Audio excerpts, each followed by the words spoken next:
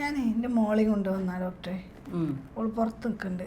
അവളെ കഥ പറയുകയാണെങ്കിലേ നല്ലോണം പഠിക്കണ കുട്ടിയേനി.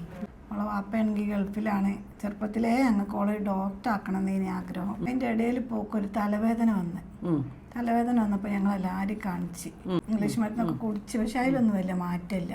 പിന്നെ കുട്ടി പഠിക്കാൻ ഉഷാറില്ല, ഒറ്റയ്ക്ക് ഇരുന്ന് കരയുക, ഭക്ഷണം വേണ്ട, അതേപോലെ കുട്ടി ഉറക്കില്ല. അപ്പം എല്ലാവരും പറഞ്ഞ് കണ്ണെറ്റിയായിരിക്കുന്നു. കണ്ണെറ്റിയല്ലേ, അപ്പോൾ ഉപ്പും മുളകൊക്കെ ഒഴിഞ്ഞ് ഒരാഴ്ച 2 ആഴ്ച അങ്ങനെ പരീക്ഷിച്ച് നോക്കി. ഇതിലൊന്നും വലിയ മാറ്റമില്ല.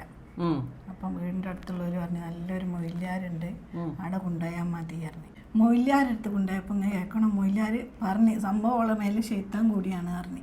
അപ്പോൾ ഒഴിവാക്കാൻ ചെറിയ ഇതൊക്കെ ഉണ്ട്, അമ്മ ചെയ്യുക, നിങ്ങൾ പേടിക്കൊന്നും വേണ്ടാന്നാ മൊയിലാർ പറഞ്ഞ ആദ്യം.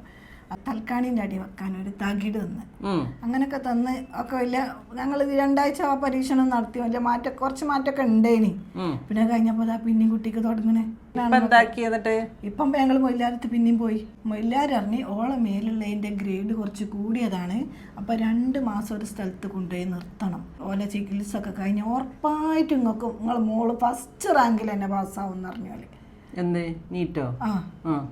അങ്ങനെ ഞങ്ങൾ ഓളോട് പറഞ്ഞു. പക്ഷെ ഓളതിനൊന്നും കൂട്ടാക്കില്ല. വരും ലാസ്റ്റ് ഞാൻ പറഞ്ഞു, ഞാൻ ആയിഷാബി ഡോക്ടർ തന്നെ ഒന്ന് കൊണ്ടുപോയി വെക്കാം, ഡോക്ടർ എനിക്ക് എന്തെങ്കിലുമൊക്കെ ഗുളിക വരുമല്ലോ പറഞ്ഞ് അങ്ങനെ കൊണ്ടുവന്നതാണ്. അതല്ല, ഒരു കാര്യം ചോദിക്കട്ടെ, ഓളെ ഡോക്ടർ ആക്കണമെന്ന് നിങ്ങളെ ആഗ്രഹമാണ്. എപ്പോഴെങ്കിലും നിങ്ങൾ അവളോട് ചോദിച്ചിട്ടുണ്ടോ മോളെ നിനക്ക് ഡോക്ടർ ആവണോ അല്ല വേറെ എന്തെങ്കിലും ആവണോ? ഓളോട് ചോദിച്ചിട്ടൊന്നുമില്ല. ഓളോട് ഇതുവരെ ചോദിച്ചിട്ടില്ല. കല്യാണ കാര്യമൊന്നുമല്ലല്ലോ അങ്ങനെ സമ്മതം ചോദിക്കാൻ. മോളോട് സംസാരിച്ചിട്ടോ? മോളെ ഇനി ഒരു മൊയിലാരടുത്തും കൊണ്ടുപോണ്ട. മോൾക്ക് രോഗം വേറെയാണ്. വിഷാദ രോഗം എന്ന് കേട്ടിട്ടുണ്ടോ? അപ്പോൾ എത്രയും പെട്ടെന്ന് ഒരു സൈക്യാട്രിസ്റ്റിനെ കാണിക്കുക. സൈക്യാട്രിസ്റ്റ് അതിനനുസരിച്ച് ചികിത്സ തരും. കൗൺസിലിംഗ് ഒക്കെ നടത്തിക്കേണ്ടി വരും. അവൾക്ക് നീറ്റിനോട് താല്പര്യമില്ല. പക്ഷേ ഉമ്മയും ബാപ്പയും കഠിനമായിട്ട് ഇങ്ങനെ അവളെ സമ്മർദ്ദത്തിലാക്കിയിരിക്കുകയാണ്. അവൾക്ക് ഇഷ്ടമില്ല ആ ഫീൽഡ്.